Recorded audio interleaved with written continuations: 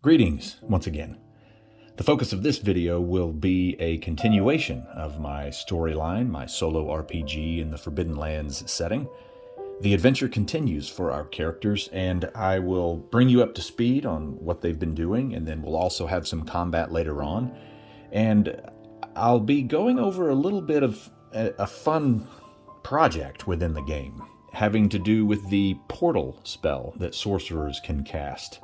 And one thing about this game is that it certainly leaves a lot of freedom for you to interpret what the book says in the best way that you think your table and your gaming group would enjoy. And so I've done a little bit of that with the portal spell, and our characters are going to be continuing their journey, and I figured this would be a good video to do that, and then also to have some combat because of what has taken place. I basically got to a point where I wanted to wait and save it for recording the video, so it would just be a little bit of fun in that regard as well. So, to bring you up to speed, the last video or two had to do with the characters fighting an abyss worm, hoping that Grizotti, the goblin hunter, had survived and maybe they could rescue him. Well, in conclusion, Grizotti did not survive. He was unable to survive 6 days on his own. That's what I figured was the time frame that he had to deal with, and he was not able to do it. I used some random tables and random rolls and determined how persistent was that abyss worm, and the way I ended up rolling it and figuring it out was it was very persistent. It did not give Grizotti a break at all. And as much as I hated to say goodbye to another character, Grizotti has been killed by the abyss worm. Our characters were not able to get to the location before that occurred. So the next steps, or the aftermath of that, had to do with our characters recovering Alani's body, recovering the bones and remains of what was left of Grizotti, and also recovering Radnar's ruby. And they went back to their stronghold, which I've got here on this map, my worksheet map that I've got printed out. And Lucas Fort was to the south and west. So they're back home. They had a funeral for Alani and Grizotti, saying their goodbyes to their friends. And there's a portion in the GM's handbook in Forbidden Lands that talks about death being part of the story. And I really enjoy that piece of this game. There is a danger and there is a threat. This world is unforgiving, and your characters are thrown in the middle of it. So anyway, I've got two characters that have perished, and maybe sometime in the future I'll be adding new PCs and maybe go through the character creation process and what I do there and see what kind of holes need to be filled now that we've got a couple of hunters that have been killed from our group. But either way, that'll be in the future. So today, what I'll be going over is the next steps, the next part of the adventure for our characters, which is returning Radnar's ruby back to the Still Mist. I believe the name of the city, or whatever it would be, the kingdom maybe, in the Still Mist that is used in the book is called Rosenstad. I'd have to find it, but I'm pretty sure that's it. And what would our characters know about that? How would they know that this might be the final location that an elven ruby would need to be taken if the ruby was going to reform around a body and basically allow Radnar to come back as a player character in the future, which I think is a very cool story piece. I think that's neat and fun. So one of the characters in our group that my son has created, in addition to the other ones that he's made, it's a half-elf. He is named Yarin, and the half-elf is of the Elven Spring descent, which in Forbidden Lands there's basically two types of half-elves.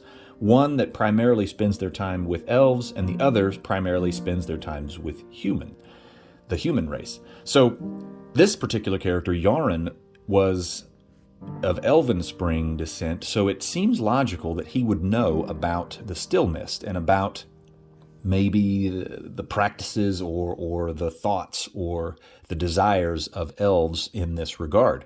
So now he also would know that that non-elven characters are not going to be able to walk into the still mist, and which it's located way up here to the north. So really, he would know about it, but not necessarily much in regards to getting inside the still mist or making entry. So the thought is that the characters would travel north to Dankwood, which is the name of the forest that the elves primarily control, and attempt to pass this ruby off and go from there and see how that works. So how the characters are going to travel there is a little bit of what I wanted to talk about on the portal spell. So let me open up my worksheet map here.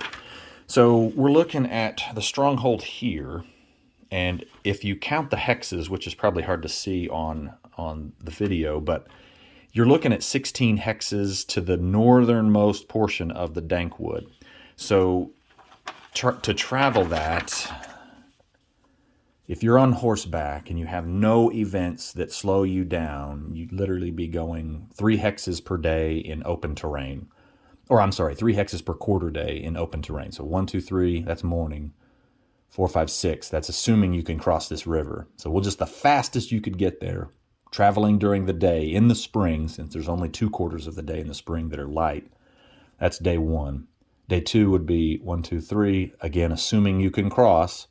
4, 5, 6. Now we're in woods, and it gets heavy woods up here, so that's difficult terrain. So that's day 2. Day 3 would be 1, 2, 3, 4. That's day 3. So you're talking 3 days, 4 days. It'd be 4 days minimum to get to the northernmost section of Dankwood, overland travel. So the portal spell allows you to travel much quicker. But the book doesn't really give you details on that. And so that's one of the things I want to look at in this video.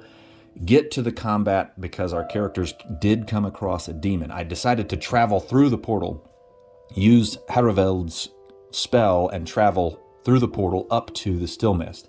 So in the book, the portal spell reads, it's kind of interesting. It's not very descriptive, and it gives you some information. And so I want to take the information from the book and apply it to the game and make it fun. And so it reads basically, this powerful spell or this powerful ritual tears a hole in the veil between worlds and opens a path between them. This is a very risky undertaking, since you run the risk of running into all sorts of demons and other malevolent creatures on the other side. Perhaps you can use them for your own purposes, but it is just as likely they will attempt to use you for their own, or perhaps devour you. The spell Bind Demon is very useful here. The details are up to the GM. And then it has one little extra paragraph right there at the end. It says, another use for this spell is creating a new portal on the other side, which can lead you anywhere you want in the Forbidden Lands. And that's all it says. So you get to really decide how that works at your table. And so I've come up with a mechanic for traveling through the portal, and I may do that in another video, kind of do some homebrew or some just unique pieces of the game that I've adapted to the table that I would play at with friends or in a solo setting, and then share them. And then I'd like to hear your ideas. What things do you add to the game or change in the game and make it your own, truly your own? And this spell is an example of the overall design of this game. It allows you to decide how that actually looks. So that's what we'll go over here. The characters have cast this spell. Haraveld had never cast it before, so he didn't have a way to lower the rank, so he had to roll a mishap on the mishap table, power level, using willpower points. And on the way there, let me see, I've got my notes over here. And on the way there, it was fine. He did not have any mishaps. The characters were able to travel through the other side. What does it call it? It opens a path between worlds. And it's risky. So how is it risky? What does it look like in between these worlds? And I've decided that basically when you jump into the portal, there's a few things that you have to deal with.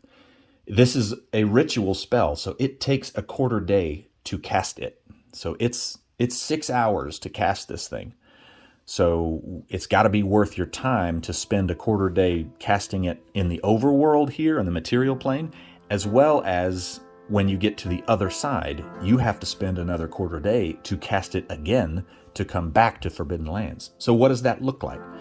I had it split up into 3 different risks. Basically, the first one has to do with the type of terrain you find yourself in the other world, in the demon realm. I think the name of it is called Shurmog, and I don't know how they want to pronounce it, but that's the way I predict. That's the way I decided to pronounce it, Shurmog. So is that where we're going? And my answer is yes. That's where the portal opens up to, which is also a big piece of the story in Raven's Purge. There's a nexus between the demon world and this world, and it's without giving tons of spoilers, it's causing problems for the Forbidden Lands and has for hundreds and hundreds of years. So is this kind of a controlled version of that? So anyway, what kind of terrain do you end up in when you go to the other side? That's one. The second one is basically how close are you to something that allows you to portal back into Forbidden Lands? And I've decided I'm calling those Rune Pillars. Those are some kind of unknown magical rune pillar that allows you to pick where you want to go. I mean, this is kind of different. It doesn't even say that that's required. By the way, the book says it. You could literally portal there and then immediately begin casting again and portal back and choose where you want to go, even if you've never been there. It doesn't say you have to have much information about, say, this spot on the map. So, well, that's going to be up to the GM and your table. So I've got rune pillars in my mind, and how far are you in the other world to the nearest one to get to where you could then cast the spell again, which allows you freedom to pick your location here. So that's what I've come up with so far. It's not set in stone. I'm really kind of still beta testing this, so that's fun. And then the third thing is, how close are demons to you? Is it really active where you're at right now in the other realm, in Shurmog? I mean, do you show up and you're in the middle of kind of a mess with a bunch of demons around? How close are they to you? I mean, it does tell you in the spell description, this is a very risky undertaking, since you run the risk of running into all sorts of demons and other malevolent creatures on the other side. So, how do you get past them? Do you want to be able to avoid them? Is this a lead the way? Is this a stealth? Is this a move roll? I mean, how close are they? So I did that en route to the Still Mist, or the Dank Wood just south of the Still Mist. And I was able to lead the way, the mechanics I have set up, and I won't go into all those now, but I was able to lead the way and avoid any contact with demons. And then I was able to, the characters that went, which I have 4 of them, and I'll introduce them here in a second before we do combat and finish this video up. But basically there were 4 characters that traveled through the demon realm to get there through the portal spell. And they were able to pass the ruby off to a set of elves. It took a few days to find them. I role-played that and determined, are they happy we're here? Are they upset that we somehow made it this close, this north in the Dankwood without them knowing we showed up? I mean, would they be unhappy with a group of folks showing up in their realm undetected up to that point? So anyway, I role-played that and kind of hand-waved it and basically succeeded in turning Radnar's ruby, the elven heart, the elven ruby of Radnar, over to the elves, and they would then take it into the Still Mist. And I added another piece of that. Radnar's horse, named Dorm, also was returned. Dorm is a very intelligent creature that was with Radnar the Rider, the class that he picked. And I decided that's kind of neat that the horse would want to stay with the ruby, with Radnar's ruby. So the horse is also in the Still Mist. They have been delivered to the elves, and now our characters are coming back home. So I cast the portal spell again, and we're just going to travel back home, because that's basically 100 miles. 16 hexes, 6 miles per hex. It's right at 100 miles or so. Straight line. I guess you'd have to add in any winds and turns and bends, but that's irrelevant to this because we're traveling via portal. So I decide to cast it again and head back home. Well, casting it this time, I rolled a mishap. And things started to get a little interesting on the way home. I rolled a mishap, and the result of that was number 33 on the table in the magic chapter of the Player's Handbook. And it basically says, you are overwhelmed by the power of your magic and feel that people around you are mere ants compared to you. 1 damage to empathy. So great. We start off with a mishap, and we head back through the portal. And again, I rolled those 3 random, ever-changing, chaotic type of indicators to what the demon world looks like. And on the way back, what type of terrain I ended up in was a marsh or a swamp, alien-like terrain. And then as the distance to the nearest rune pillar, I rolled what I have is the maximum amount away. So it'll take a little while to travel through this marsh, through this demon world swamp, whatever that looks like. There is a brief description in Raven's Purge about looking through the nexus that leads into this world, and it describes it as the color red. You can see an alien landscape that's the color red or something like that. So I'm going with that also as applying to this. And then the third thing was, how close are the nearest demons to you? And I rolled very close. In fact, I rolled so poorly on that particular random roll that we were going to have a random demon encounter. And so I used the stats or the tables in the Forbidden Lands or the GM guide to determine, to roll up a random demon. And here's my notes on it, and there's no way you'll be able to read that, but shoot, I can barely read it. But either way, here's what I have. And so I've got all these notes off to the side that will run combat against, because this is a random demon creation that I rolled for completely. And it's basically in the form of a squid, which works good with the natural swampy marsh terrain that we're in. And it has 4 attacks on the 3, well, it has an ability and then 3 attacks. So ultimately there's 4 attacks. But the attacks that I rolled high enough that I had to roll for an additional attack. So usually they come with 2, unless you roll where they add 1 or add 2 potentially. So he ends up with 4 different types of attacks. He has a special ability of immune to fire. His weakness is holy symbols. Now our characters won't know that at all. And then here's his skills that I randomly was able to, I used those tables and randomly determined that. So that's our squid demon that is stalking us and sneaking up to attack us. And that's where I'll pick up in our combat right now. It's fun to watch combat to a degree, I get it. And so I'll try to keep it quick and fast, and then maybe we can learn something together, and hopefully our characters will survive, because this is a dangerous game. Because I've had 2 characters die and a third killed, and basically his Ruby is out of play for a time, I wanted to make sure that I had permission to use characters. So let me introduce them to you here. And this is one that I had to ask for permission. This is Yaron Telmur. He is my son's character. He is a minstrel, half-elf of the Elven Spring.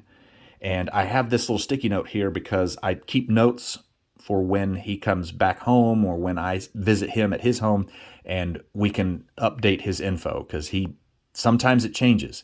And because this is his character, I asked permission, do you mind if I take him on this rather dangerous journey? And he was like, shoot, yeah, do it. So Yaron is with us. It makes sense that he's the Elven Spring that helped us get to the Still Mist, and we knew about it. Yosefka, this is his original character. It seemed fitting that Yosefka would be a part of this journey, as she was one of the OG characters created alongside Radnar back in the day. So she's here, and she's we've talked about her before, but she's the half-elf that is a fighter type, very, very warrior-like.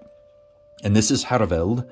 This is my character, also one of the OG characters that we created with Radnar, so it seems fitting that he would be here. And also, he's the only sorcerer, so he's the one that casts the portal spell. So he's here as well. And then my 4th character, I've mentioned him in videos before, but I have not used him in a video up to this point like we're about to. This is Kish Karloff. This is one of my friend's characters. He is a halfling peddler, and he's the one that has a good personality. He's got manipulation, he can perform, he's got good empathy, and this is actually just a printout of the picture that he sent me of his character sheet. And so there are some notes from previous stuff that we need to add next time we meet up and chat, and I asked him permission as well. Hey man, I've got kind of a dangerous one, do you mind? And he said, sure, do it. So here he is. So Kish Karloff makes his debut, and it's going to be in the demon realm with these other 3 characters facing off against a squid demon that is stalking us. And so I want to pick up right where combat would start. I've got the initiative cards here that I will shuffle on camera and let you know that this is my first time doing it. I don't want to retake it. I don't want to undo anything that happens here. What happens here just happens and stays in the game, and the story will continue no matter what. So there is some danger here. This is a dangerous combat. This squid demon is rather deadly. When I get to his attacks, I'll show you what I do or how I determine what attack will happen. I'm going to follow as much as I can like the books provide in similar instances with other monsters, and you'll see what I mean when I get there. But basically, they're in the demon realm. They're being stalked by a squid demon in a marshy, swampy... I kind of think might be difficult terrain because there'd be water, like you're walking just through water, and they're on foot. They don't have a horse. Dorm stayed, so we don't have horses. That's another side topic. I'm literally distracting myself. How would horses do in the demon realm? Yeah, anyway, so we'll cover that later. But we're on foot. We're walking through swampy, marshy terrain, and the squid demon uses stealth. It uses sneak to come up and attack us. And Yaron, I'm sorry, no. It was not Yaron. It was Kish that was the keep watch traveler, and he was able to catch it. He was able to spot it. And if we get stuck here, potentially we could lose... Well, I mean, our characters would be stuck in the demon realm. If Haraveld goes down, he's the only one that can cast portal. What would the characters do to get out of the demon realm? How would that even work? That would be a fun story, but I'd rather not have to do that. So let's get going on some initiative. I've got my info here on my sticky note, and I'm gonna pull some initiative cards. I've saved this for the recording. This is fun combat. It's a little stressful for me because I don't want to lose these characters. I really enjoy them. But that's part of the game. Death is part of the story. So let's stop talking about it and jinxing it. And let's get into it. Okay, so here we go. Initiative.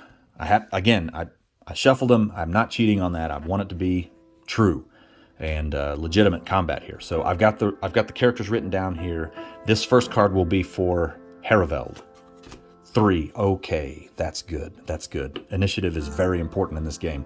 This is Yosefka. 4. All right. This is Kish Karloff. Come on. 5. Okay. All right. Yaron. 2. Oh my goodness. All right. 2, 3, 4, 5. This one is the squid demon. So I don't want it to get a 1. Okay. 7. Okay, so here's the order. Yaron goes first. Yosefka, we all go before... I'm sorry, not Yosefka. Haraveld goes second. Boy, we all go before the demon. That is huge. In Forbidden Lands, you just draw these cards, and that's it for initiative. You don't roll a dice and add your dexterity modifier or whatever. You just draw these cards and go. You could roll a d10, I suppose, and if you roll the same number, you got to roll again. So Yaron goes first, Haraveld, Yosefka, Kish, Squid Demon. Yaron, Haraveld, Yosefka, Kish, Squid. Okay, so that's our order. Whew, boy. Initiative is stressful. So Yaron is a minstrel. The demon was trying to sneak up upon us and attack. Kish was able to notice it, called out to it, and called out to the characters. And I'm going to start us at short range. Now, I just wrote these out, and you could literally, you could put that character's at arm's length, that character's at near, that character is at short. And then when you use movement to get forward or to get back, you could change the location. I keep it just as a reference, but I'm going to start us all at short range, so we're not super close. The squid demon is moving, and it's swimming towards us. It will not be affected by the difficult terrain, however, our characters will. So Yaron is the minstrel. His combat abilities are not necessarily great for demons or for monsters. He's a rather new character, so he doesn't have a ton of these talents. He's working on a poisoner build. He's trying that out just to see how does that work. Again, that's something that you could spend a lot of time homebrewing and coming up with, because there's not a ton of info in the book. So he thought that would be fun and tried it. He does have a short bow with marksmanship, so that's what he's going to do. He doesn't have fast shooter or sharpshooter or anything like that, so let's build the dice pool. We've got 3 for agility and then 1 for marksmanship. Okay, and then the short bow is 2, so that's our gear bonus. So we've got these dice. He also, I think his ammo is at a D10. Yes, arrows, D10. So I'll bring that in as well. So that'll be for his ammo, because it's a consumable, and we'll see if he has to lower that consumable die. So here it is. But he's also at short range, and the range penalty is 1. So you remove the red. So he's got kind of a small dice pool. So he's going to take a shot at this squid demon. Here we go. Rolling it all at once. Okay, so the D10, that was a 5, and that shows us that we don't have to worry about any ammo. So that's off the table. But we do have 2 hits, and oh my goodness, two banes on the attribute die. If we wanted to push that, that's going to cause problems because we'll have to lower agility. So we are definitely not going to push that. So he's going to hit with 2 successes. So does the squid demon dodge? I think the answer is yes. It's really early. He's got a fast action and a slow action, so he's going to dodge. Let me look at his stats here. He's got agility of 2 and a move of, where is that? Move of 2. So let's leave our 6s on the table, so to speak. So we got a hit. So here's his agility 2 and then move 2. All right, he's moving towards us, so he's going to try and dodge and negate some of that damage. And he got 1 success, so that removes 1 success here. And he's used a fast action, which is good. So Quiche does 1 point of success. The short bow is only 1 damage, so it's just 1. And there it is. So damage we start off good. Quiche pulls his short bow out. Well, he actually has it in hand. And fires, so damage of 1. Very nice. And he had to use a fast action to ready his short bow and a slow action to shoot his short bow. So he is spent. He can't dodge or anything like that coming up here in the future. So who's next? Haraveld. Let me get Haraveld character sheet. Okay. Now Haraveld had some issues.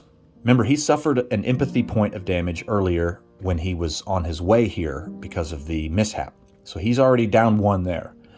I had to succeed on a lead the way in our travels through the portal, and I had to push it. And I ended up taking 2 points of wit damage with that roll to get it, because I didn't want to get lost in the demon realm. That would be bad. So I'm loaded on willpower points down here at the bottom, but I'm starting out with 2 points of damage to wits and 1 point of damage to empathy. So what does Haraveld do? I think he's going to cast, as the portal spell indicates, the valuable thing, or the useful thing here would be Bind Demon. So let's cast that spell. Haraveld has Blood Magic at rank 2? Blood Path spells, rank 2, yes. And he's got Bind Demon, and he actually has 2 ingredients that he's going to use, and this is copied in his grimoire. So I, like all of my spells, you might not be able to see it very well on the screen, but I have how many pieces of ingredients might you have, and then is it written in the grimoire or not, and have you cast it yet? Because you can't write it in the grimoire unless you've cast it. And he has once, at least, and he's got it in his grimoire. So, for Haraveld, he is going to use an ingredient and bump this power level up. The way Bind Demon reads, the range is short, so we were at short range, so I'm staying there. I'm not getting any closer. I'm going to use an ingredient with this to bump up the basic power level of the spell, because adding an ingredient adds one to your power level. So the demon, let's see, this spell allows you to bend demonic creatures from other worlds to your will. The demon can resist the spell with a successful insight roll with a negative modification equal to the power level. Okay, now I'm not going to look at his stats or the demon's stats. I can't remember off the top of my head what his insight is, so that makes it fair, or closer to fair. You can, as close as you can get to being, you know, a solo player. Your GM would not tell your character what they need, but here we go. So let's see, what power level do I want to cast this at?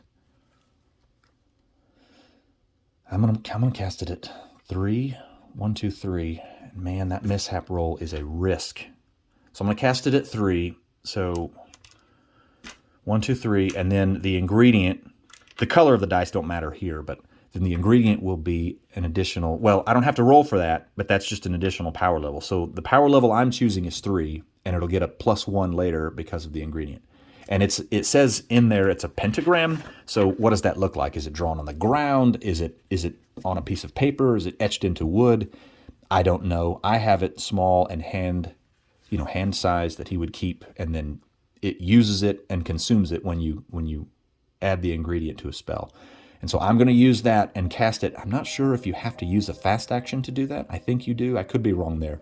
But either way, I'm going to default that yes, I use a fast action to use the ingredient, and I use a slow action to cast the spell at power level. Willpower points 3.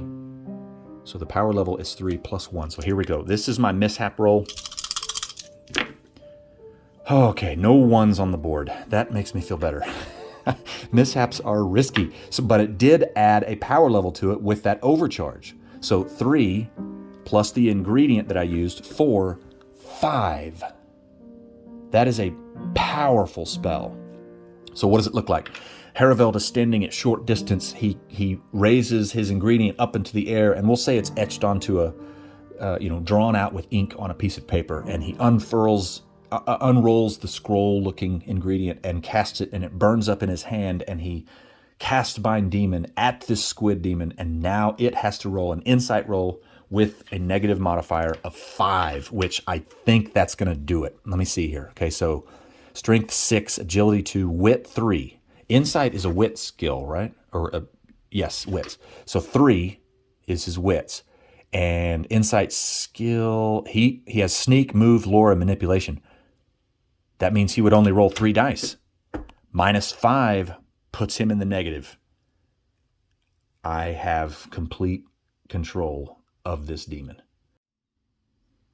Okay, I just realized that I had done something incorrectly in that combat, and so I want to make the correction right here in regards to the Bind Demon spell. So it reads that the power level equals a negative modification. So the power level was 5 on that particular casting of Bind Demon. And I kind of second-guessed myself there, and I'm glad I did, because on page 47 it talks about a negative dice modification. And so the way it reads is if after modifications you end up with exactly 0 skill dice, you just roll your base dice, and that's it. Any gear would be added. If you go below 0, which in this case we did, we're at -5 because he doesn't have any skill dice in Insight to remove. So it's all minus, and it was power level 5. So I've got 5 negative dice here. And he'll roll his attribute, which is 3 wits, and then I'll roll the negative. And so any success on a negative dice will remove any success on the attribute dice. So here's that. 6, 5, and 2. So he's got 1 success, and so here's the negative. Boom. There's a 6, there's a 5, there's a 4, which means this removes this, so there's no successes, which results in it doesn't change the outcome of the battle. So that's good. That's good. Anyway, I had to jump in here and add that. So anyway, on with the video. And that ends the combat. Okay, that was good. I'm glad that happened, because some of the things I had for that demon, if you can, I don't know if you can zoom in or whatever, but he had a fear attack with an 11 base die, and it doesn't say, is it a near range that affects lots of people or a single target that affects just one? So I was going to randomize that. And then it also had tentacles. It had a roar, which was similar to other near attacks. This is base dice 8, everyone within near range. So that's another one that would attack a fear. And then teeth was a damage 3, but base die 8. So very high damage if it gets its teeth on you. And the tentacles would grapple you. So potentially this thing, if it got its tentacles and teeth on you, it could be dangerous. However, Haraveld uses Bind Demon as suggested by the portal spell and controls this demonic creature. This spell allows you to bend demonic creatures from other worlds to your will. The demon can resist the spell with a successful insight roll with a negative modification equal to the power level. Keep in mind that demons rarely react well to magicians' attempts to bind them, so be ready for any consequences. So, in wrapping this up, this combat is over. The demon is controlled by Haraveld. We still had some traveling to do to get to the nearest Rune Pillar, which would allow us to portal back to the overworld or the material plane, whatever we want to call it. Forbidden Lands is where we're going back home. We want to go back to our stronghold. So Haraveld commands this demon. I have it for a quarter day. Basically, the duration is a quarter day. So I have it for a little while. But I'm going to send it. Maybe it could guard us. It would be just seething in anger. It does not want to do this, but it has to. Guard us for the remaining portion of our journey and then leave. Do not come near us and flee. And send it off just a direction that it doesn't know where we're at as we get to the Rune Pillar and cast the spell to take us home. And so that leads me with the portal spell. So that's what happens. I send the demon off. We make it to the Rune Pillar. And the portal spell is, I have that. And I don't know that I've written it in my grimoire. Let me check. Is it in the grimoire yet? Portal 3. No. See, I don't have it written in a grimoire, so I can't lower the rank of that spell to safe cast yet. So I still have to cast it and roll a mishap potential. So let me make sure my willpower points are removed. I did, so I have to spend one here to cast this spell. And here's the mishap roll for portal to get us home. 4. Good. I did not roll a 1. We cast this portal. Our characters Haraveld, Kish, Yosefka, and Yaron, which thank goodness we didn't have to get into the weeds of that combat with those guys. We safely make it home and return to our stronghold. All right, I'm breathing a little easier. I'd saved up that combat for a little bit, and I knew it could go really quick, or I knew it could go really bad. But that's fun. That's the unknown piece of this game, and there's risk when you take your characters on adventures. And Radnar's Ruby is home, and what will our characters do next? I don't know. What will the next video look like? I don't know. But I sure am enjoying this. I sure do have fun making these, and I hope that you enjoy them as well. And I'm sorry that Kish didn't get in there and cause some problems and fire off his sling at the demon. Sorry about that. Maybe next time we can get Kish to do something against a squid demon. Because that squid demon's going to be upset with us. If we go back through there, would it find us again? Would it search for us? Would it cause problems in the demon realm for us? Who knows? That sounds like fun.